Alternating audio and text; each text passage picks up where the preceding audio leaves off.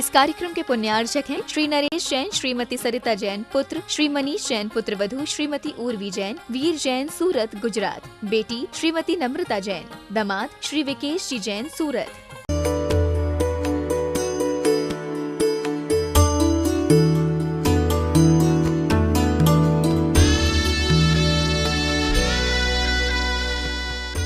नहीं होती हो। पंच परमेष्टि भगवान की जय। आचार्य श्री गुरुवर कुंद कुंद महाराज की जय। आचार्य श्री गुरुवर विद्यासागर जी महाराज की जय। परम पूज्य मुनिवर श्री सुधा सागर जी महाराज की जय। सकल मुनि संघ की जय। पीयूष जैन, बड़ा गांव थसान, गुरुवर नमोस्तु। महाराज जी, इनकी जिज्ञासा है कि चक्रवर्ती का जो वैक्रियक शरीर होता है वह सप्त धातु से रहित होता है या सहित होता है? सप्त धातुओं से सहित होता है, क्योंकि औदारिक शरीर की जब भी विक्रिया होगी वो सप्त धातुओं से रहित नहीं होगी, क्योंकि कहीं भी ऐसा उल्लेख नहीं किया। क्योंकि सप्त धातुओं से रहित होने पर अनेक विकल्प आते, तो आगम में तो ऐसा कहा नहीं। मात्र एक स्थान पर धवला जी में जरूर आया कि चक्रवर्ती के वैक्रियक शरीर नाम कर्म के उदय की चर्चा की। यदि वैक्रियक शरीर नाम कर्म मानते हैं तो फिर उसमें नियम से सप्त धातु नहीं होना चाहिए, लेकिन अभी तो यही धारणा बनाना चाहिए कि वो सप्त धातुओं से सहित होता है। निर्मल जैन, और इस संबंध में इतने सारे प्रश्न हैं कि उनका समाधान आगम में नहीं।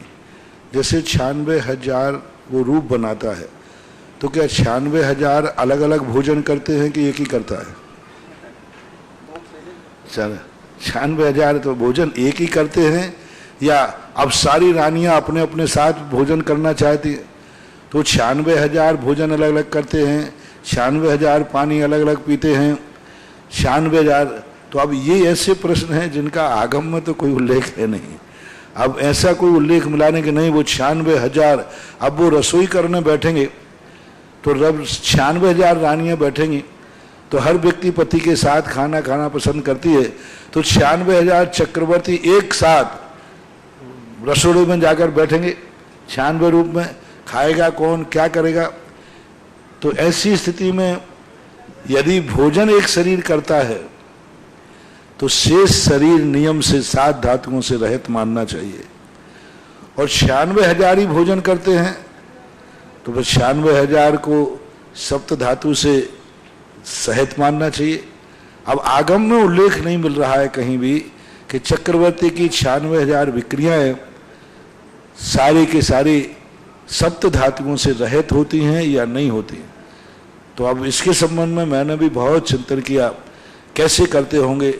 96,000 रानियां जो हैं वे उनके साथ अलग अलग भोजन करता, एक साथ करता, अलग अलग पानी पीता, क्योंकि भोजन पानी तो वो करते हैं, निराहार तो नहीं होते।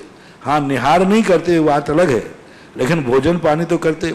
अब 96,000 रूपों से संतान की उत्पत्ति होती है कि मूल शरीर से होती है? और मूल शरीर से होती है तो फिर 96,000 रानियों की स्थितियां कैसे व्यवस्था बनेगी, क्या बनेगी? इस बात के लिए अपन इस प्रश्न को अगले भाव में जब केवल ज्ञान होगा उस समय बताऊंगा। जब भी होगा एक आध बार, जब भी केवल ज्ञान तो होना है तो पक्का है, पक्के हैं महाराज जी।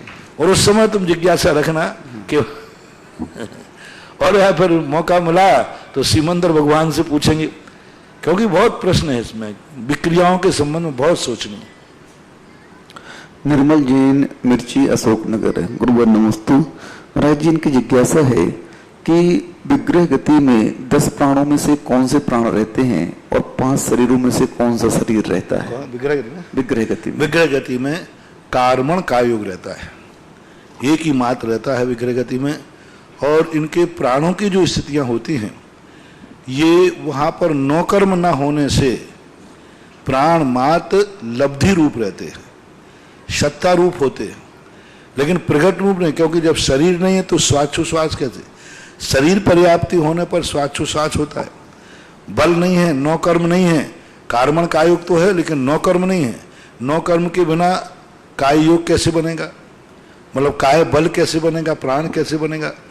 मात्र आयु कर्म तो निश्चित है कि विग्रह गति में एक आयु प्राण है, लेकिन ये कथन भी आया है तिक्काले चतुपाणा इंद्रिय बल माओ आण पाणो य। 10 प्राण। ये सूत्र भी पूज्यवर नेमिचंद महाराज ने लिखा कि तीनों कालों में हमेशा तिक्काले चतुपाणा, हमेशा 3 प्राण, 4 प्राण हमेशा, एक इंद्री, एक काय, एक आयु और श्वासोच्छ्वास, ये 4 रहते हैं। लेकिन विग्रह गति में इन 4 की कोई स्थिति नहीं बनती। हाँ, लेकिन नियम से वो 4 प्राणों को प्राप्त करेगा। इसलिए ऐसा मानना चाहिए कि 3 प्राण विग्रह गति में लब्धि रूप में है, शक्ति रूप में है, और आयु प्राण वहां नियम से उदय में आ चुका है, तभी व्यवस्था बनेगी। अन्यथा इन दोनों गाथाओं का सामंजस्य बैठाने में विरोध आ जाएगा। जिनेन्द्र जैन नागपुर, गुरुवर नमोस्तु। महाराज जी, इनकी जिज्ञासा है कि ब्रह्मचर्य व्रत को सुदृढ़ कैसे बनाएं और वैराग्य को स्थिर कैसे रखें। ब्रह्मचर्य व्रत को सुदृढ़ कैसे बनाएं और वैराग्य को स्थिर कैसे करें। जगत का स्वभाव हुआ सम्यक वैराग्यार्थ। जगत के स्वभाव का चिंतन करो, अपने काय के स्वभाव का चिंतन करो, और ये भी विचार करो कि इस प्रकार के जो शास्त्रों में वर्णन किया गया है, स्वाध्याय से ही हम अपनी वैराग्य बुद्धि बांध सकते हैं। 12 भावनाओं का निरंतर चिंतन करो। कार्तिक अनुप्रेक्षा में जो वर्णन आया, आत्मानुशासन में जो वर्णन आया, स्वाध्याय और चिंतन से ही परिणामों को निर्मल किया जा सकता। कोई मंत्र नहीं है ऐसा कि जिसका जाप कर लें तो मंत्र शुद्ध हो जाए। मीनू जी ने फैंसी ड्रेस से बड़ौत, गुरुवर नमोस्तु। महाराज जी ये कह रहे कि आपने कहा था कि पर्युषण पर्व में, पर्व के दिनों में व्यक्ति को अपनी कमाई नहीं खाना चाहिए। तो महाराज जी, जो नौकरी वाले व्यक्ति हैं वो क्या करें, क्योंकि उन्हें छुट्टी मिलती नहीं है। व्यापारी तो अपने व्यापार को बंद कर सकता है। देखो, मैंने समस्या जब भी मैं पैदा करता हूं तब उसका समाधान भी मैं बता देता हूं। तुरंत मैंने समाधान बताया कि पहली बात तो नौकरी में आप छुट्टी ले लीजिए, और नौकरी में छुट्टी लेकर धर्म ध्यान कीजिए, आपका वैसे वेतन कट जाएगा। मान लीजिए नहीं होता है तो 10 दिन का वेतन आप दान में दीजिए ना। पर्व के दिनों की मैंने ये भी कहा, उसी के साथ में पूरी बात तो संग्रह करना चाहिए। प्रवचन का यदि एक वाक्य ले लोगे तो कभी सत्य का निर्णय नहीं होता। जैसे व्हाट्सएप चलाते ना तो प्रवचन का कोई अंश ले लेते, व्हाट्सएप कभी विश्वसनीय नहीं है। व्हाट्सएप पे जो भी आता है 99% फ्रॉड होता है, चाहे वो किसी चीज का विज्ञापन आ रहा हो,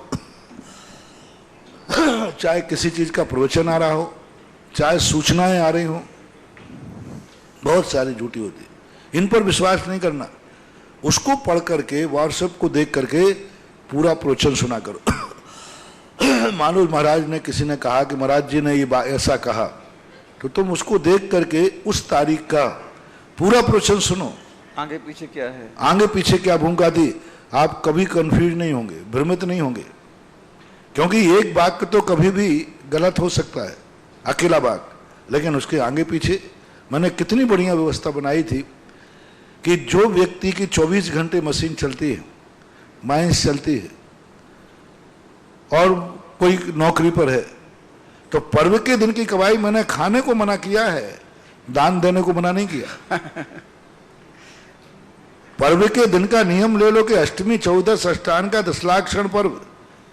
मान लो अष्टांग का नहीं मानते, 10 लाख क्षण पर अष्टमी 14 के दिन व्यापार हमें करना ही पड़ेगा, लेकिन आप उस दिन की कमाई अपने खाने में मात काम मत लेना, दान में दे देना। मंदिर में दान दे दो, गौशाला में दे दो, स्कूल में दे दो, हॉस्पिटल में दे दो, गरीबों को दे दो। तो ये तरीका आपका सबसे बड़ा, क्योंकि हमने उपभोग के लिए मना किया है, खाने के लिए मना किया कि पर्व के दिन की कमाई खाना नहीं। तो दोनों बातें मैंने रास्ता भी बताया था, उसको समझ। स्वाध्याय मंडल बड़ा गांव धसान गुरुवर नमोस्तु। महाराज जी, इनकी जिज्ञासा है कि जो अधोलोक में अकृत्रिम चैत्यालय हैं, उन अकृत्रिम चैत्यालय के ऊपर क्या मनुष्य लोग रह सकते हैं? कोई बात नहीं, ये दोष नहीं माना जाता, क्योंकि बीच में पृथ्वी आ जाती है। जैसे आप मंदिर में छतों पे जाते हैं, अब 9 देवताओं में चैत्यालय भी है। अब कई लोगों ने कहा महाराज जी 9 देवताओं में चैत्यालय है, तो चैत्यालय को तोड़ूंगा तो देवता को तोड़ने का पाप लगेगा। एक बार निकाला था पता, तो मैंने कहा फिर 9 देवताओं में चैत्यालय है तो चैत्यालय में प्रवेश करती पैर के बल नहीं जाना, सिर के बल जाना, क्योंकि 9 देवता है ना। उन्होंने कहा जो अराजक तत्व वाले होते ना, देखो 9 देवताओं में चैत्यालय आता है, चैत्यालय को तोड़ना पाप है क्योंकि वो पूजनीय है। तो फिर चैत्यालय तो देरी से शुरू हो जाता है। चैत्यालय में जाते ही पैर रख के मत जाना, सिर के बल जाना, क्योंकि पूजनीय है, पूजनी पे पैर नहीं रखे जाते, सिर के बल जाओ, घुटने टेक के जाओ। और फिर चैत्यालय की छत पे कभी मत जाना, ना स्वयं जाना, दूसरे को जाना देना, क्योंकि छत पे जाओगे, छत चैत्यालय के अंतर्गत आती है। शिखर पे ध्वजा चढ़ाने जाओगे, चैत्यालय का दोष लगेगा। वेदी में खड़े जाते हैं, अच्छा लगेगा। वेदी पे अभिषेक करने जाओगे, चैत्यालय पूजनी चैत्यालय। तुम तो चैत्यालय की बात कर रहे हो, बूंदी तो वेदी तो गंधकुटी है, और गंधकुटी पे खड़े होकर के तुम अभिषेक करते हो, तो ये तो चैत्यालय। ऐसा नहीं, पूजनी सब चीज अलग। मूर्ति की पूजा अलग है, मंदिर की पूजा अलग है। मंदिर के लिए अभिषेक नहीं किया जाता, मंदिर का मूर्ति का अभिषेक किया जाता है। तो ये सब व्यवस्थाएं ऐसी हैं जिन व्यवस्थाओं को समझने का प्रयास करना चाहिए, तभी कहीं जाकर ये व्यवस्था समझ में आएगी। डॉक्टर ऋषभ जैन, जयपुर, गुरुवर नमोस्तु। महाराज जी, इनकी जिज्ञासा है कि जो मूर्ति के इसलिए जो नीचे जमीन के अंदर, जैसे छत के ऊपर चले जाते हैं, अब वो छत के ऊपर जाने पर कोई बात नहीं, जैसा है तो ठीक है, सामान्यतः अपन प्रयास करते हैं कि पैर ना पड़े, लेकिन ये तो पृथ्वी है, बहुत मोटी पृथ्वी है, इसका कोई दोष नहीं लगता। डॉक्टर ऋषभ जैन, जयपुर, गुरुवर नमोस्तु। महाराज जी, इनकी जिज्ञासा है कि जैन आगम में यंत्र का क्या महत्व है, और भगवान के अभिषेक के समय जो यंत्र रखते हैं, उस भगवान के अभिषेक के समय भगवान के साथ जो यंत्र रखते हैं, उसको उस पर भी धारा छोड़ते हैं, उसका क्या फल है? और यंत्र जी रखते हैं ना पन्नो भगवान के साथ में, और उस पर भी धारा छोड़ देते हैं, उसका क्या फल है? और यंत्र जी का क्या महत्व है, उसको क्यों रखा जाता है? बहुत बार बता चुका हूं, यंत्र की कोई प्राचीन परंपरा नहीं है। अभिषेक के समय कोई यंत्र की चर्चा नहीं है। यंत्रों की चर्चा प्रतिष्ठा पाठों में है, प्रतिष्ठा के समय उसका महत्व है। मंदिर के अंदर यंत्र का कोई भी, हमें किसी भी चैत्यालय में, किसी भी शास्त्र में, चाहे अकृत्रिम हो चाहे कृत्रिम हो, कहीं भी किसी शास्त्र में यंत्र का वर्णन नहीं मिला कि मंत्र में यंत्र होना चाहिए अथवा नहीं होना चाहिए। पहली बात। अब ये यंत्रों की परंपरा मंदिरों में कहाँ चली? प्रतिष्ठा के समय यंत्र मंगाए जाते हैं। अब वो प्रतिष्ठा के समय जो यंत्रों की चर्चा है, अब प्रतिष्ठा होने के बाद उन यंत्रों को क्या करें? तो पंडित जी ने, किसी ने कह दिया वेदी पर विराजमान करो, वेदी पर रख दो, वो जब से परंपरा चल गई।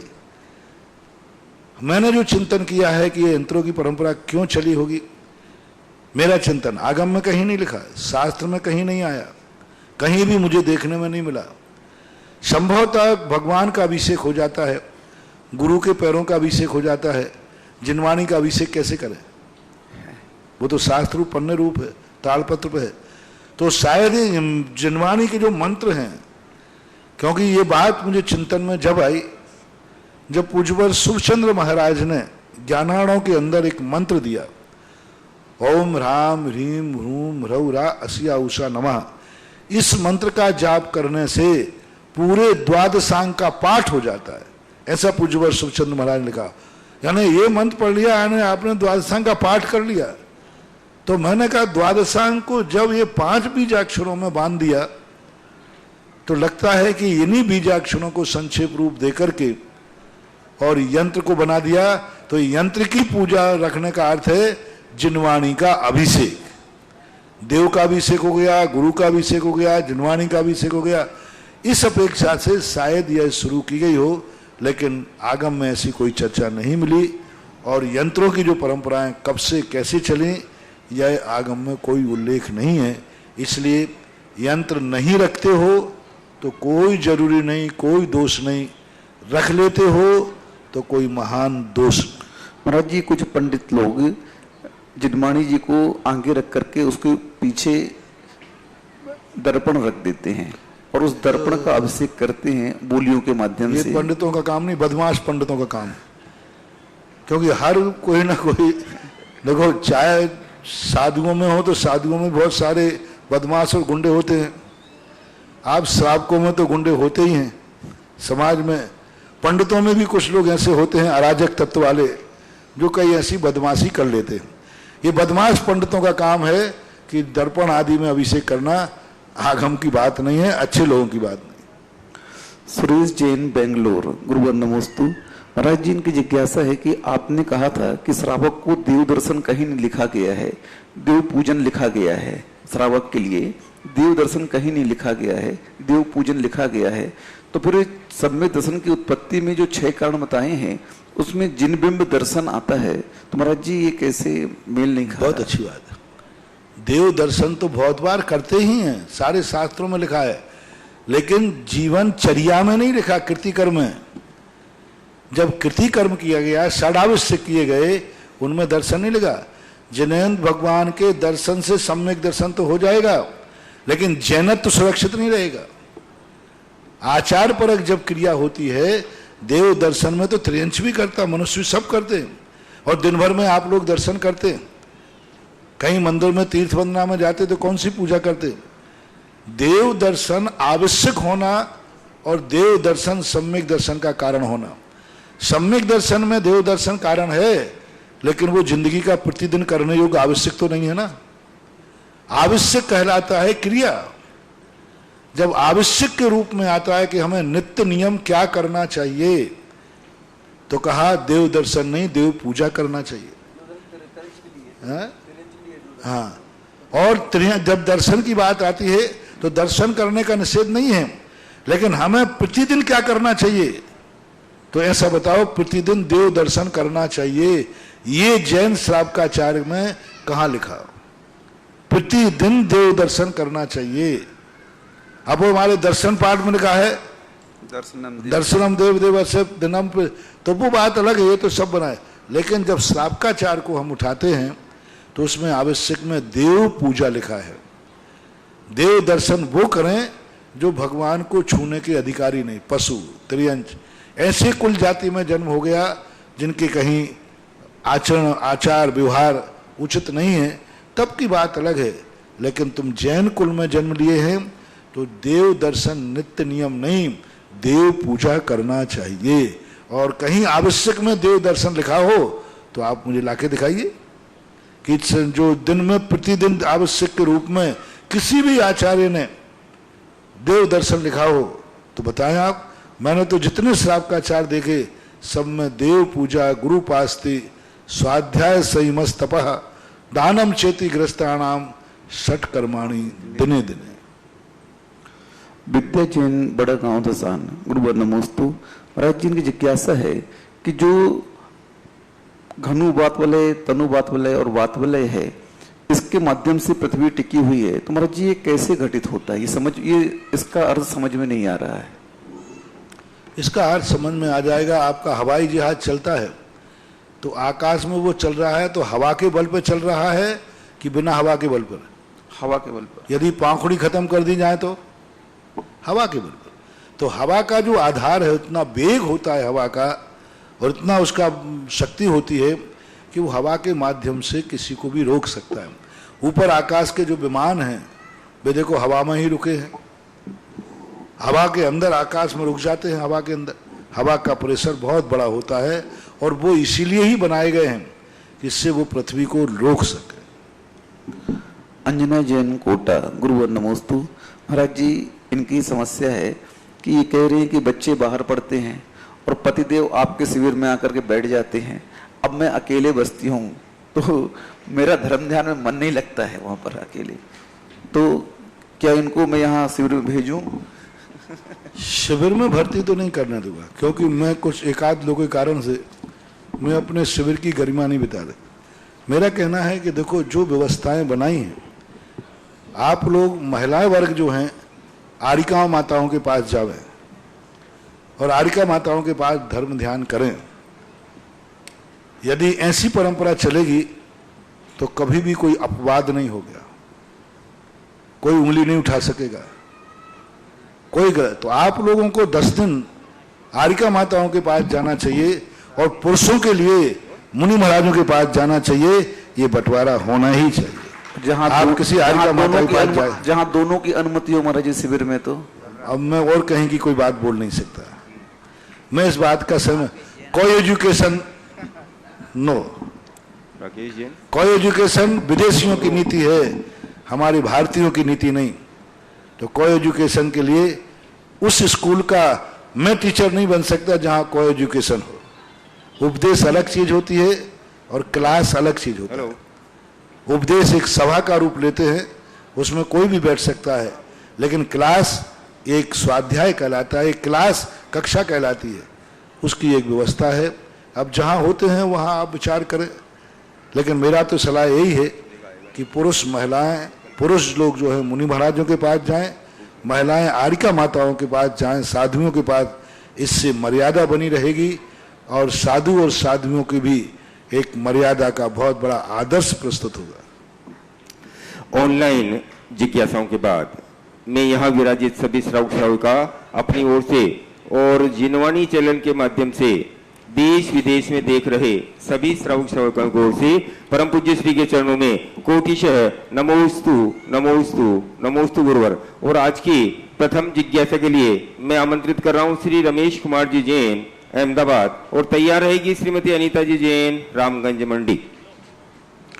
मैं तो हमेशा कहता हूँ आरिकाओं को पुरुषों का शिविर नहीं लगाना चाहिए और मुनिराजों को महिलाओं का नहीं लगाना चाहिए। दोनों यदि ये व्यवस्थाएं चली बनती रही तो एक आदर्श प्रस्तुत होगा। ये को एजुकेशन का एकदम समर्थन नहीं, निषेध करना है। हेलो, नमोस्तु भगवान, नमोस्तु भगवान।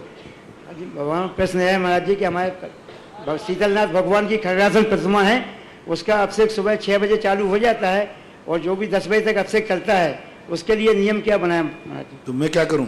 नहीं, उसका आपकी समाज है, आपका निर्णय करो। आपकी बात क्या मैं यहाँ से बोल दूं तो आपकी बात कोई मान जाएगा? नहीं महाराज, हैं? अब नहीं मानेगा तो क्यों साधु की वाणी को खराब करवाते हो? नहीं, शट डाउन। श्रीमती अनीता जी जैन, रामगंज मंडी, और तैयार रहेंगे श्री विनोद कुमार जी जैन, अहमदाबाद। गुरुवर के चरणों में त्रैवार नमस्तु। गुरुवर, साधु से वही प्रश्न करो जिसका तुम्हें अधिकार हो। क्या तुम्हारे अंदर इतनी ताकत है कि मैं यहां से जो उपदेश दूं वहां सबसे मनवा लोगे? और यदि तुम्हारे में पावर नहीं है तो ऐसे प्रश्नों को कह के वितंडावाद खड़ा नहीं करना चाहिए। क्या आप में इतनी ताकत है कि वहां पर आप की बात लोग, आपकी समाज मान जाएगी? मान जाएगी तो फिर आप एक निश्चित समय पर अभिषेक शुरू करा दीजिए, आपके पावर हो। और आप में पावर नहीं है तो मैं कह करके क्या करूंगा?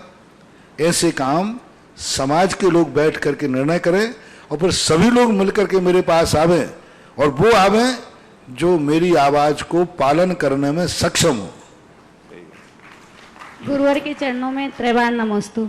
गुरुवर, तीर्थंकर बालक का जन्म जब होता है तो आहार उनका स्वर्ग से देवता लोग लाते हैं। तो शांतिनाथ, कुंथनाथ, अरनाथ भगवान तीर्थंकर 3 पद के धारी थे, तो क्या उनका आहार भी स्वर्ग से देवता ही लाते थे? हाँ, नियोग नियम है, चाहे वो चक्रवर्ती हो चाहे कोई हो, स्वर्ग के देवताओं को लाने में कोई बाधा नहीं। तीर्थंकर का नियोग है, वो 360 रसोइया जो चक्रवर्ती के होते हैं उस भोजन को वो ग्रहण नहीं करते, क्योंकि वो देवो पुनीत भोजन ही ग्रहण करते।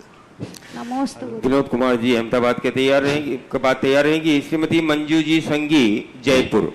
परम पूजनीय संत शिरोमणि 108 गुरुवर श्री सुधा सागर जी के चरणों में त्रिकाल बार नमोस्तु गुरुवर, नमोस्तु गुरुवर, नमोस्तु गुरुवर। हे गुरुवर, मैंने एक बार सुना था कि जो मूर्ति घर में रखते हैं प्लास्टिक या किसी की बनी हुई और उसकी छाया पड़ती है तो घर में दोष लगता है, और वो मूर्तियां रखी हैं वो मंदिर में नहीं रखने देते हैं, तो क्या करें? मंदिर में तो रखने कैसे देंगे? वो प्रतिष्ठित देंगे या अप्रतिष्ठित?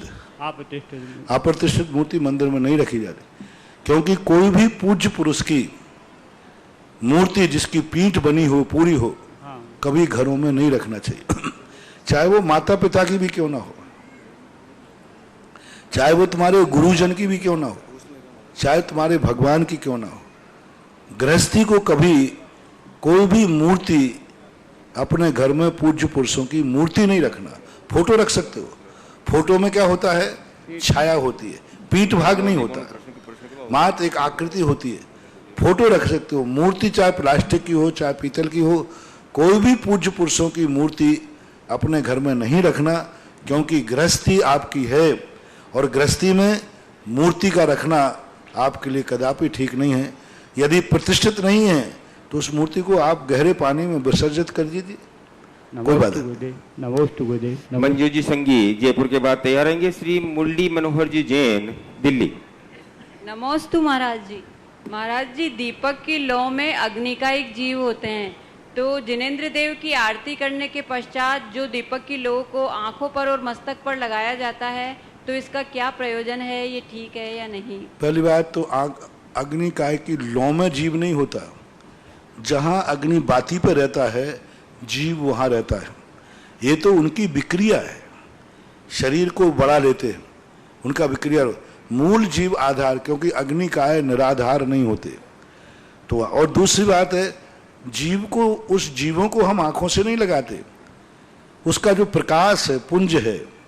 आरती को अपन लगाते हैं, मोह अंधकार बनासनाए दीपम निरूपामती, यानी हम उसको हाथ पे ऊपर यूं करके ये कहना चाहते हैं कि हे भगवान, जैसे ये प्रकाश दीपक इस सारे कमरे का अंधेरा दूर कर रहा है, इसी प्रकार मेरे मन का, मेरी आंखों का अंधेरा दूर हो और मुझे सत्य की प्राप्ति हो।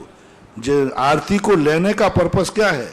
मेरी जिंदगी में अंधेरा ना आए, कभी मैं किम कर्तव्य मूड ना हो, मुझे अब कुछ समझ में ही नहीं आ रहा क्या करूं। तो वो जो आरती की आस्का ली जाती है, यूं करके आप लोग यूं करते हैं, इसका बहुत बड़ा साइंस है। इसका ये है कि मैं ये कहना चाहता हूं कि हे भगवान, मैं कभी किम कर्तव्य मूड नहीं हूं, मुझे कोई कार्य करना, मेरा दिमाग ही काम नहीं कर रहा है, मैं क्या करूं? चारों तरफ अंधेरा छा रहा है, कोई रास्ता नहीं दिख रहा है। तो आरती का जो प्रतीक अपने माथे पे लेने का अर्थ है कि मुझे जब भी कोई उलझन आए, कोई ना कोई रास्ता दिखना चाहिए, प्रकाश दिखना चाहिए, मेरी जिंदगी में अंधेरा नहीं आना चाहिए। एक प्रतीक है, सिंबॉलिक है, बहुत बड़ा रीजन है शायद दीपक का। आपके दीपक में क्या कहते? मोह अंधकार बनासना है कि हे भगवान, कभी मैं मोह में, कसायों में इतना गाफिल न हो जाऊं कि मैं सत्य को भी ना समझ पाऊं। इसलिए वो आरती को आप लोग लेकर माथे पे, आंखों पे लगा लेते हैं। ये बहुत बड़ा साइंस प्रतीक है, मनोविज्ञान है। और जो निरंतर इस श्रद्धा से लगाते हैं, उनके जीवन में संकट आएगा, विपदाएं आएंगी, लेकिन रास्ता भी मिल जाएगा। अंधेरा आएगा, अब ऐसा लगेगा कि मैं कहाँ जाऊं, क्या करूं। यदि उन्होंने 24 घंटे में आरती की यदि आस्का ली है, तो संकट भी आएगा, लेकिन उन्हें तुरंत कोई ना कोई रास्ता दिख जाएगा। एक बार आरती, दीपक की आरती को एक बार यूं करके सिरोधार्य करने से 24 घंटे तक आपको किम कर्तव्य विमूढ़ से बचा लेगा। 24 घंटे में यदि कोई ऐसी समस्या आएगी जहां तुम्हारी शक्ति, तुम्हारा दिमाग, तुम्हारी आंखें कुछ भी काम नहीं करेगा, यदि आप आरती की आस्का लेके गए हैं, तो कोई ना कोई ऐसा निमित्त मिलेगा कि आपको उस अंधेरी कोठरी में भी रास्ता दिख जाएगा।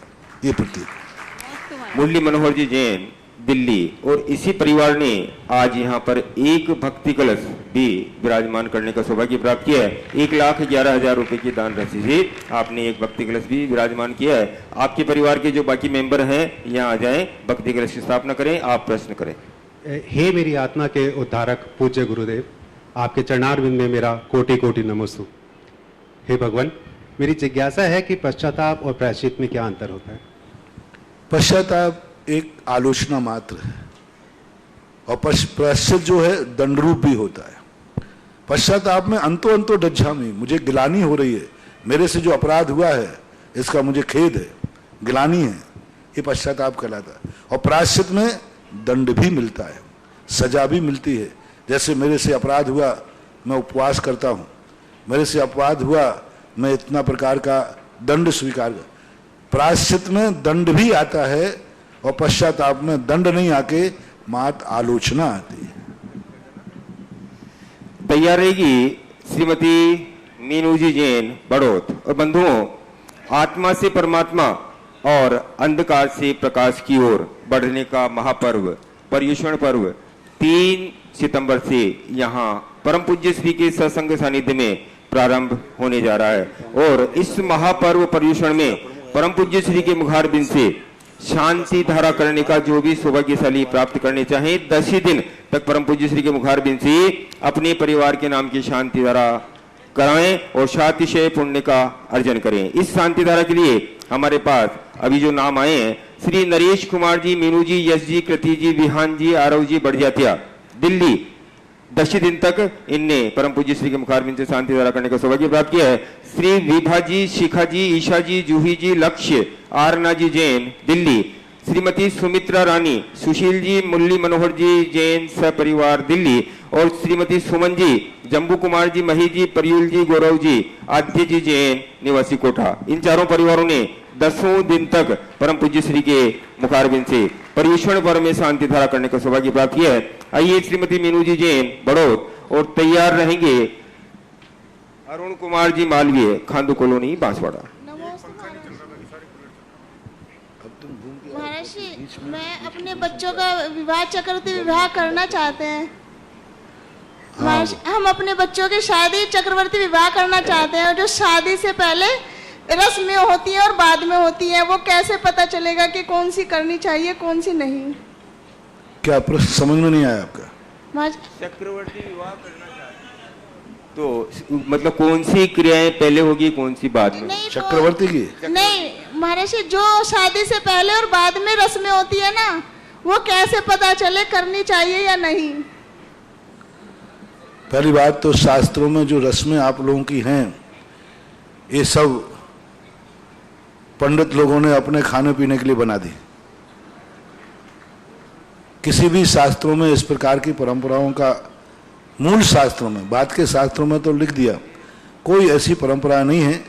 एक भगवान की साक्षी पूर्वक, दोनों परिवारों की, समाज की साक्षी पूर्वक एक ग्रहण किया जाता है एक दूसरे को, और उसमें जो रस्में हैं वे धार्मिक ही हैं। बाकी जो लौकिक रस्में हैं ये तो अलग अलग देश की अलग अलग हैं और एक चलने वाली परंपराएं हैं। ये नहीं करो तो कोई वो नहीं होता, और करो तो ये तुम्हारा मनोरंजन है।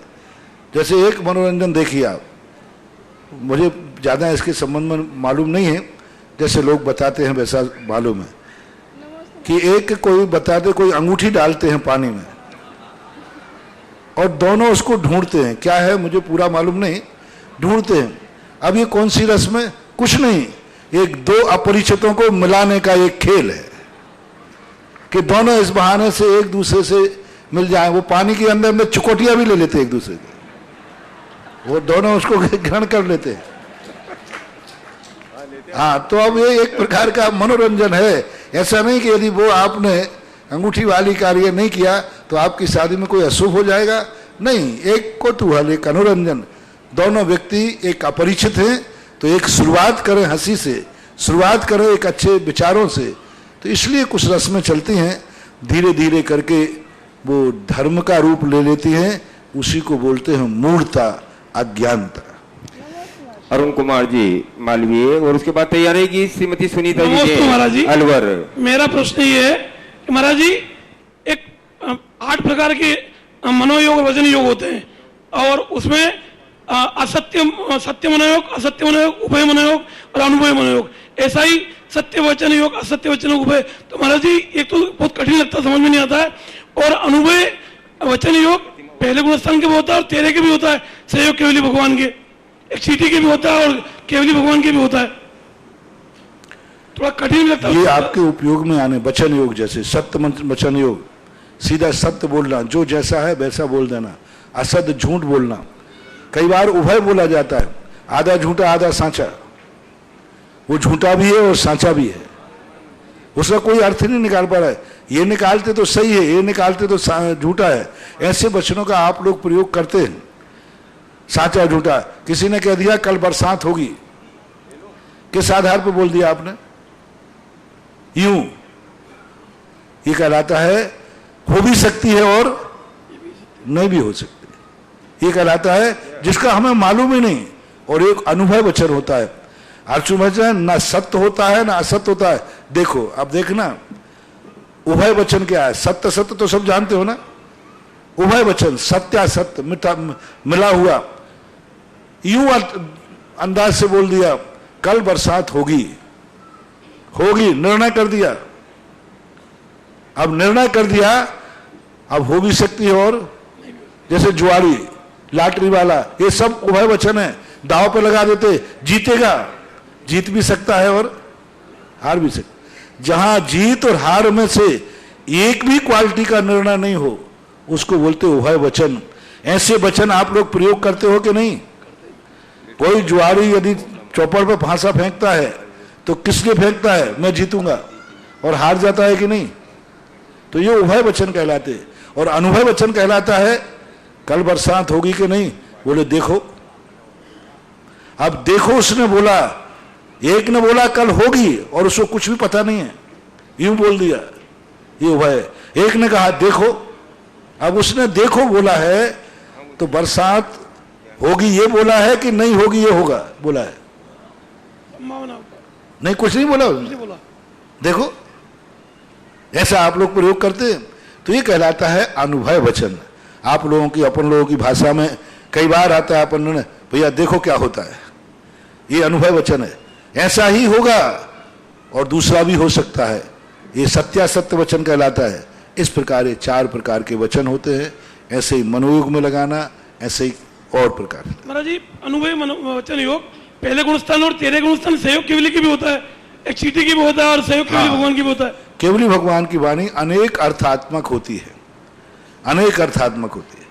इसलिए ये चारों वचन मिथ्या दृष्टि से लेकर के 13वें गुणस्थान तक होते हैं, क्योंकि भगवान की वाणी का एक ही अर्थ नहीं निकलता, अनेक अर्थ निकलते हैं।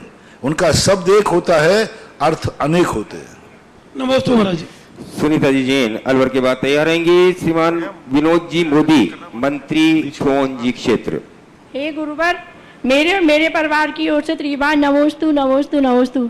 हे सब गुरुवर, मेरा प्रश्न ये है कि जैसे मंदिर में अभिषेक होता है तो 4-5 पुजारी एक साथ अभिषेक करके चले जाते हैं और मार्जन नहीं करते हैं, फिर 5-7 मिनट तक प्रतिमा ऐसे ही रहती है और बाद में अभिषेक करते हैं, तो मासी ये क्रिया सही है या गलत, या क्या है? बहुत गलत है, बहुत गलत है। ऐसे लोगों को ऐसा कर्म का बंध होगा कि उनको नहाने को पानी तो मिल जाएगा, लेकिन पहुंचने को टॉवल नसीब नहीं होगी उनको। धूप में सुखाओ अपने आप। धार्मिक क्रिया टिट फॉर टैट, जैसा करोगे वैसा मरोगे। यदि भगवान को आप अभिषेक करके गीला छोड़ के चले गए तो आपकी जिंदगी में ऐसा ही आएगा कि आप बरसात में भीग जाओगे, लेकिन आपको पहुंचने के लिए आपके पास टॉवल नहीं होगी, आप ठंड में ठुठुरते रहोगे। आप कपड़े बदलने के लिए आपके पास कोई दूसरे कपड़े नहीं होंगे, ठुठुरते रहोगे। जैसे पशु आदि होते हैं, ये गीले हो जाते हैं लेकिन अपने शरीर को पहुंच नहीं सकते, और आप लोग गीले होने के बाद ठंड लग रही है, आप कपड़े से पहुंच लेते।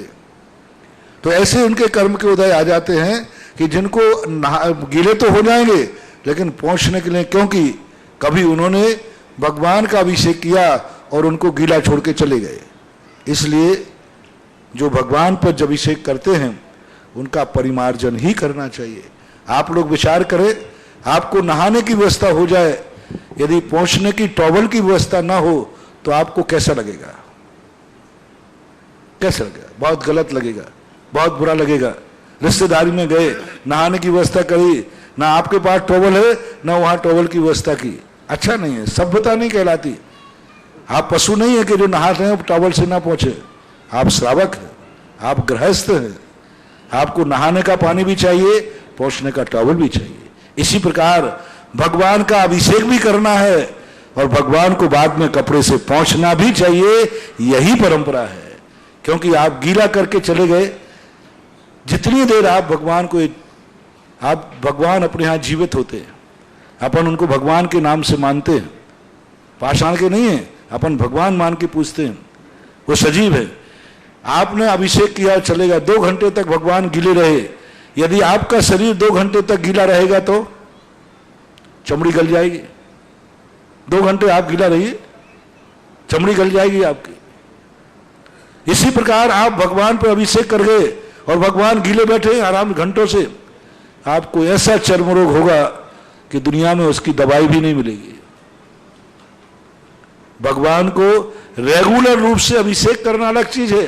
मैं सदा कहता हूं, आप स्नान कर रहे हैं, कितने भी लोटे ढाल लीजिए, आपको ठंड नहीं लगेगी, लेकिन जैसे ही लोटा ढालना बंद करोगे आपको तुरंत पहुंचने का भाव आता है।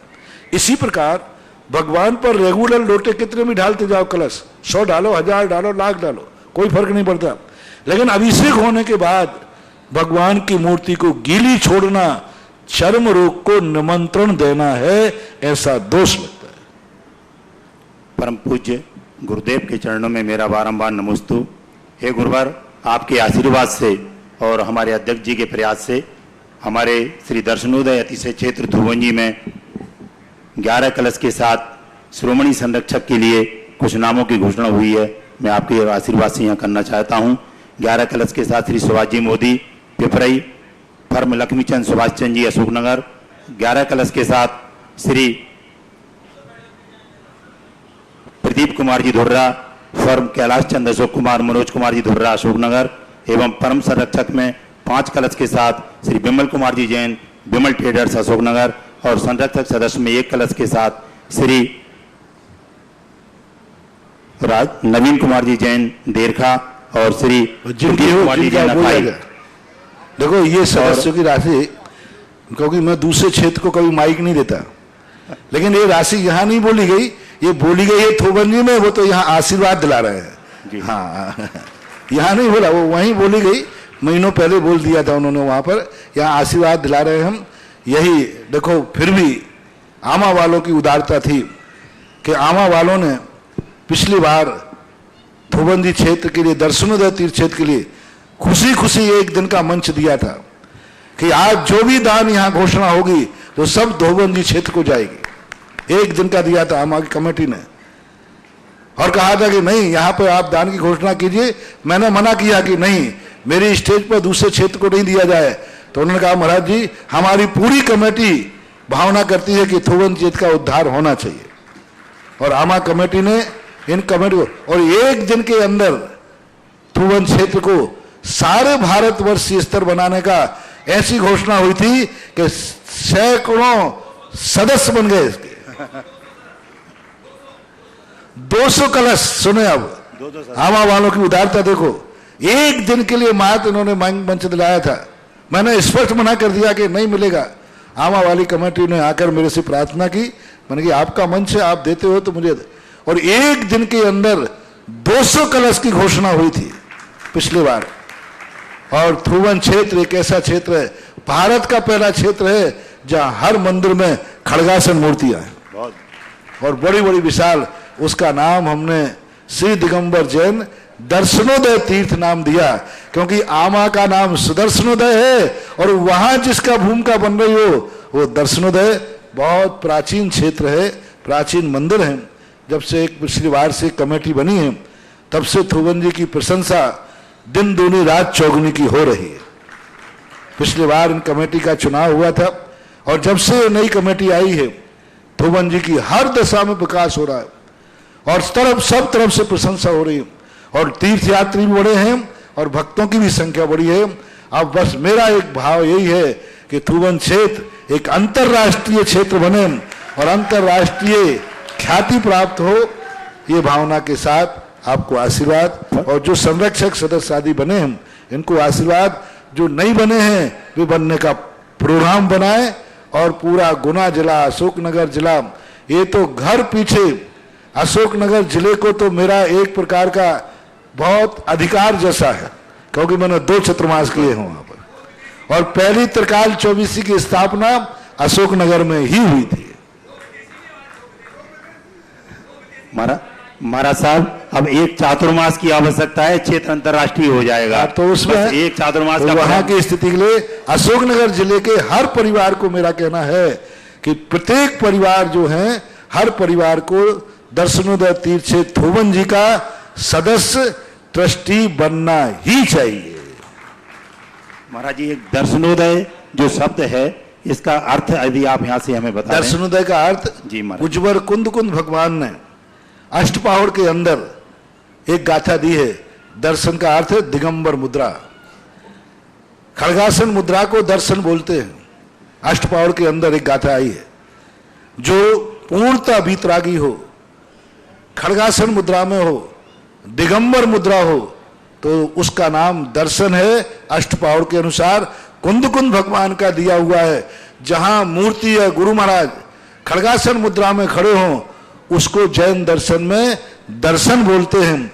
और थोबन जी में सभी मूर्तियां खड़गासन हैं, इसलिए कुंद कुंद स्वामी के अनुसार उसका नाम दर्शनोदय तीर्थ क्षेत्र दिया है। महाराज श्री आज तपोदय तीर्थ क्षेत्र पर भी एक तीर्थ रक्षक 1,11,000 रुपए की राशि की घोषणा करके बने। अर्चिता जी श्री नितिन जी तारादेही मध्य प्रदेश, इनने 1,11,000 रुपए की राशि की घोषणा की है और तपोदय तीर्थ क्षेत्र की तीर्थ संरक्षक बनने का सौभाग्य प्राप्त किया है। आइए श्री नरेंद्र कुमार जी जैन बड़ौत और उसके बाद तैयार रहेंगे राजीव जी संगी जयपुर। महाराज श्री नरेंद्र कुमार जी जैन बड़ौत से जो यहाँ अभी जिज्ञासा कर रहे हैं, मीनू फैंसी ड्रेस के नाम से इनके धंधा है और बड़ौत में ये लिख रहे हैं हमें खुशी है 2 साल से दीपावली रक्षाबंधन एवं पर्युषण पर्व महाराज श्री के अनुसार मनाते हैं। हम एक बच्चा गोलाकोट छात्रावास के लिए 51,000 रुपए की दान राशि की घोषणा करके और 1 वर्ष में जमा करा देंगे, लेना चाहते हैं। बहुत अच्छा।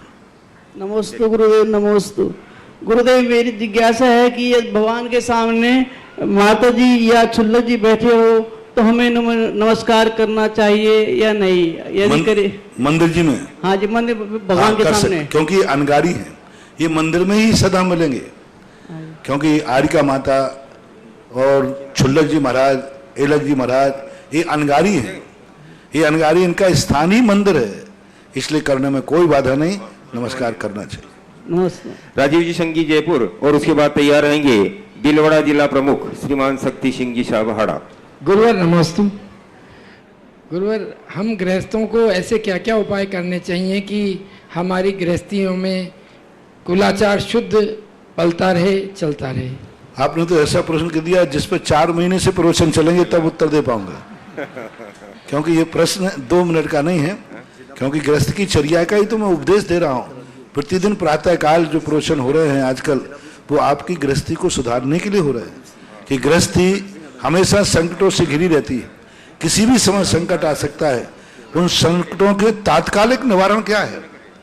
तुरंत हम कैसे निपटे अपनी जिंदगी के संकटों से? आकस्मिक वक्ता बीमार हो गया, अस्पताल तक जाना संभव नहीं हो रहा है, तात्कालिक हम क्या करें? कौन सी शक्तियां हैं जो हमें तात्कालिक रिलीफ दे सकें, सुख दे सकें? और कैसी गृहस्थी को चलाएं कि गृहस्थी भी चल जाए और धर्म भी हो जाए? तो इनके ऊपर पे हम दैनिक नित्य प्रवचन चल रहे हैं। क्योंकि ये प्रश्न इतना विस्तृत है, संक्षेप में देना में एक ही समाधान है कि यदि अविरत सम्यक दृष्टि है तो वह अपने जीवन के 6 आवश्यकों का पालन करे। जो जैन दर्शन में 6 आवश्यक बताए हैं, उन 6 आवश्यकों का यदि निरतिचार निर्दोष पालन करता है तो उसकी गृहस्थी भी पल जाएगी, जल से भिन्न कमल हो जाएगा, कादे में हेम अमल, कीचड़ में रह करके भी वो अपनी जिंदगी को कमल के समान खिला सकता है जो 6 आवश्यक का पालन करता है। अथवा वृत्तियों की जो परंपरा है, गृहस्थी व्यक्ति अपनी शक्ति अनुसार 12 व्रत लेकर के सोने में सुगंध हो सकता है। जैसे कीचड़ में पड़ा हुआ सोना कभी जंग नहीं लगता, इसी प्रकार 12 व्रत लेकर के गृहस्थी के कीचड़ में पड़ा भी रहे तो वो सोने के समान दमकता रहता है, उसको कभी जंग नहीं लगती। ये संक्षेप में उत्तर है। हमारे जिला प्रमुख श्रीमान शक्ति सिंह जी साहब हाड़ा की बात तैयार रहेंगे बिजूलिया के ही श्री शक्ति नारायण जी साहब शर्मा। नमस्ते गुरुवर, मैं शक्ति सिंह जिला प्रमुख भिलवाड़ा। गुरुवर, मेरा प्रश्न है कि हम युवा हैं और राजनीति में मेरा पर्सनल अनुभव है कि मेरी प्रारंभिक अवस्था है, मुझे जनता का खूब सहयोग मिला, सभी लोगों का खूब सहयोग मिला, लेकिन राजनीति के अंदर हम किस तरीके से अपने आप को स्वच्छ और अपने आप को किस तरीके से यूँ रखें, क्योंकि मैंने पिछले 5 सालों से मैं जनता के बीच में हूँ, लेकिन अब परिस्थितियाँ ऐसी आ रही है कि अपने आप को जनता के सामने फेस करने में या जनता के सामने में अपने आप को ईमानदार रखने में जब इस तरीके की राजनीति हो रही है कि उसमें मैं अपने आप को संभाल नहीं पा रहा हूँ, तो मुझे आपकी जिज्ञासा चाहिए। राजनीति एक वो साधु पद है जो एक राजा के नाम से जाना जाता है। साधु की साधना और राजा का जो दंड व्यवस्था है, वो व्यवस्था एक ऐसी व्यवस्था है कि दोनों के लिए तपना पड़ता है, दोनों के लिए तपस्या करना पड़ती है। जैसे एक साधु जब साधु बनता है तो संसार के सब सुख छोड़ देता है, संसार का मोह माया जाल छोड़ देता है। इसी प्रकार जब राजनीति में राजा बनता है तो संसार का सुख, परिवार का सुख, यहाँ तक कि अपनी जिंदगी का सब कुछ सुख छोड़ करके और उसे अपने मन की ऐसे साधना करना पड़ती है कि मैं अपने लिए नहीं जी रहा हूं, मैं दुनिया के लिए जी रहा हूं। मैं अपने लिए नहीं खा रहा हूं, दुनिया के लिए खा रहा हूं। वो आंख उठेगी तो अपने लिए नहीं, दुनिया के लिए देखेगी। कान खुलेंगे तो अपने लिए नहीं, दुनिया के लिए। राजा जब होता है तो प्रजा सोती है और राजा जागता है। हमारे राजनीति में, शास्त्रों में जो राजनीति वर्णन की, प्रजा सोती है, राजा जागता है। और आज की गंदी राजनीति है, राजा सोता है और प्रजा नींद आराम होती है। जागना नहीं कहें, उसकी तो नींद आराम हो जाती है क्योंकि दुखी है। आप ईमानदार की दृष्टि से अपनी जिंदगी में पेश कर रहे हैं, घबराओ नहीं, भागना नहीं। भागना समस्या का समाधान नहीं है, डटना समस्या का समाधान है। और जो आताताई शक्तियां होती हैं उनको बस में करने के लिए तो श्री राम को ही पसीना आ गया था। अपन लोग तो बहुत पीछे, आप लोग तो। आताताई शक्तियां जब सामने आती हैं तो कृष्ण कन्हैया की माँ बाप को भी अपने बेटे का पालन चोरी से करवाना पड़ा। किसके सामने? आताताई के, कंस के कारण। आताताई शक्ति इतनी बलवान है कि कन्हैया को अपना बचपन यशोदा मैया के यहाँ छुप कर बिताना पड़ा। रावण आताताई के सामने, रावण भी राजा था और हमारे श्री राम भी राजा थे, दोनों राजा। लेकिन एक पापी राजा का, अन्यायी राजा का कितना बल होता है, कितने बार रोना पड़ा। एक बार तो उस आताताई बेईमान राजनीति के सामने रामचंद्र जी भी पस्त पड़ गए, थक गए। उस समय, जिस समय लखन भैया को अमोघ शक्ति लगी, उस समय रामचंद्र जी ने भी कहा अब मैं इस दुनिया में नहीं रहना चाहता, क्योंकि ये दुनिया ईमानदारों की नहीं है। मैं धर्म की रक्षा के लिए लड़ रहा हूं, मैं नारी की रक्षा के लिए लड़ रहा हूं, फिर भी मेरा भैया मेरे साथ अन्याय हो रहा है। उन्होंने सबका, हे देवताओं, हे शक्तियों, हे धर्म की शक्तियों, मैं धर्म के पक्ष में लड़ रहा हूं तो भी मैं धराशायी हो रहा हूं मेरा भाई, और वो अधर्म की पक्ष में लड़ रहा है फिर भी जीत रहा है। उनका मन भी एक बार इस दुनिया से खट्टा हो गया था, दुनिया से हताश हो गए थे, फिर भी उन्होंने मैदान नहीं छोड़ा। अंत में सत्यमेव जयते। हताश तो वो भी हुए थे, ऐसी बात नहीं, अपन सबको मालूम है। रामचंद्र जी रावण युद्ध में कितने बार हताश हुए, कितने बार किम कर्तव्य मूड हो गए, कितने बार थक गए, क्या करूं, कैसे करूं। पर हताश तो होना, लेकिन मैदान छोड़ के मत भागना। यदि तुम्हारे पास सत्य है तो एक दिन विजय हासिल होती है। इसलिए जिस क्षेत्र पर जो उतरा, मैं साधु के क्षेत्र पर उतरा हूं, कठिनाइयां आएंगी, परेशानियां आएंगी, मैं अपने साधु क्षेत्र के मैदान को छोड़कर जिंदगी में कभी नहीं भागूंगा। संकट तो मेरे ऊपर भी आते हैं क्या? वो आता था ही तो सब जगह है।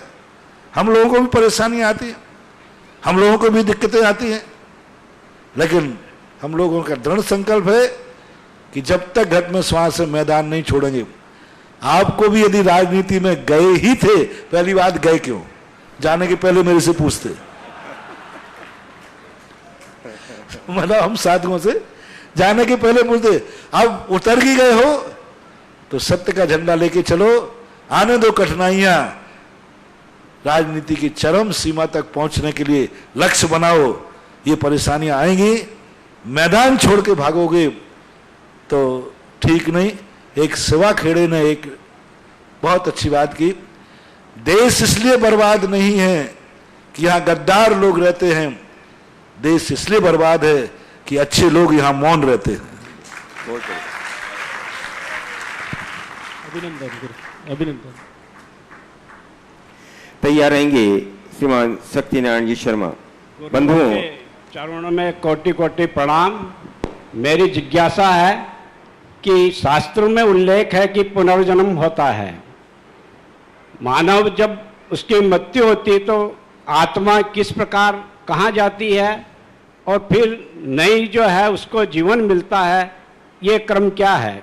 सारी ट्रांसफर व्यवस्था है। जैसे आज कोई सर्विस वाला ऑफिसर से यहाँ है, उसका ट्रांसफर हो गया, दूसरी जगह चले गए, ऐसे ही ट्रांसफर होता है। आत्मा आज अपने शरीर में है, यहाँ से निकल के ट्रांसफर हो जाता है। अच्छे कर्म करता है तो सस्पेंड हो जाता है, बुरे कर्म करता है तो सस्पेंड हो जाता है, बुरे कर्म करता है तो ओपीओ हो जाता है, बुरे कर्म करता है तो जेल चला जाता है, अच्छे कर्म करता है तो प्रमोशन हो जाता है। ऐसे ही अपनी आत्मा है, अच्छे कर्म करता है प्रमोशन होकर ऊपर जाती है, खोटे कर्म करता है नीचे जाती है। सब ट्रांसफर की व्यवस्था है। और ये शरीर जब शरीरहीन हो जाता है, जैसे कपड़ा फट जाता है बदल देते हैं, ऐसे ही आत्मा कपड़े के समान इस शरीर को बदल देती है। आत्मा तो अजर अमर अविनाशी है, यह कभी ना पानी में गलती है ना सड़ती है। जैसे आपका कपड़ा है, किसी का कपड़ा साल भर चल सकता है अच्छे से चलाए तो, लेकिन नया पहना हो और कहीं असावधानी हो जाए तो एक दिन में फट जाता है। अब एक व्यक्ति ने एक साल में कपड़ा बदला, एक व्यक्ति को तुरंत उसी दिन बदलना पड़ा क्योंकि दोनों फट गए थे। फटा हुआ कपड़े को अब तुम फटा हुआ कपड़ा साल भर थोड़ी रख पाओगे। ऐसे ये शरीर है, जब शरीर ये फट जाता है, कट जाता है, तो आत्मा इसको बदल करके नया शरीर ग्रहण कर लेती है। और किसी का साल भर चलता है, किसी का 6 महीने चलता है, किसी का 100 साल चलता है। तो ये मानना चाहिए शरीर एक कपड़ा है, जो एक आत्मा का कवच है, उसको छोड़ करके कपड़ा बदलते रहते हैं। तैयार रहेंगे विपिन जी संघी महामंत्री थोन जी। बंधुओं, तपोदय तीर्थ क्षेत्र पर परम पूज्य श्री के आशीर्वाद से एक भव्य सहस्त्रकूट जिनालय, जिसमें 1008 प्रतिमाएं 9 से 11 इंच की विराजमान की जानी है और 40 प्रतिमाएं 4.25 फुट की विराजमान की जाएगी। और एक भव्य और अलौकिक पूरा पाषाण युक्त कलाकृति से पाषाण युक्त भव्य जिनालय यहाँ बनने जा रहा है और परम पूज्य श्री का आशीर्वाद हमें प्राप्त हो चुका है। उस जिनालय में 1008 प्रतिमाओं में प्रत्येक जिनालय एक मूर्ति की राशि रखी गई है मात्र 1 लाख रुपए, और 4.25 फुट वाली जो मूर्तियां हैं उनकी राशि रखी गई है 5 कलश। और ये राशि आपको अपनी सुविधा अनुसार 5 वर्ष तक जमा करवानी है। तो जिन लोगों की भावना हो अपनी अपनी भावनाएं बनाएं और एक एक मूर्ति अपने अपने परिवार की और अपने नाम से जरूर विराजमान करें। और आज जो हमारे पास नाम आए हैं, एक मूर्ति कमल जी हरीश जी गदिया उदयपुर, एक मूर्ति स्वर्गीय धापूबाई जिनकी उम्र 105 वर्ष थी, उनकी पुण्य स्मृति में श्री शांतिलाल जी वर्धमान जी, आत्मप्रकाश जी वर्तिन जी, हर्ष कुमार जी बगड़ा छोटी बिजोलियां, और प्रतिभा रविंद्र कुमार दोषी लक्ष्मी महल अपार्टमेंट पुणे महाराष्ट्र एक प्रतिमा, गुप्तदान संभाजी नगर चिंचवड़ पुणे महाराष्ट्र एक प्रतिमा, महेंद्र कुमार जी आदेश जैन, अर्पित जी, कांति जी, उषा जी एवं समस्त गोहिल्या परिवार नयापुरा कोटा एक प्रतिमा, श्रीमान विजय कुमार जी, शशि जी, विपुल जी, श्वेता जी, विद्वांसी जी, स्वर्णिम जी जैन जबलपुर एक प्रतिमा, श्रीमती मुन्नी देवी, नेमीचंद जी, सपना जी, नितिन जी, ज्योति जी, श्रुति जी, लक्ष्य जी आराध्य जैन अशोक नगर मध्य प्रदेश एक प्रतिमा, श्रीमती अनोबाई संतोष मंजू, अखिल ज्योति अर्पित ऋतु इशिता दुगेरिया परिवार झांतला मध्य प्रदेश एक प्रतिमा, श्रीमती इस कार्यक्रम के पुण्यार्चक थे श्री नरेश जैन, श्रीमती सरिता जैन, पुत्र श्री मनीष जैन, पुत्र वधू श्रीमती उर्वी जैन, वीर जैन, सूरत, गुजरात, बेटी श्रीमती नम्रता जैन, दामाद श्री विकेश जी जैन, सूरत।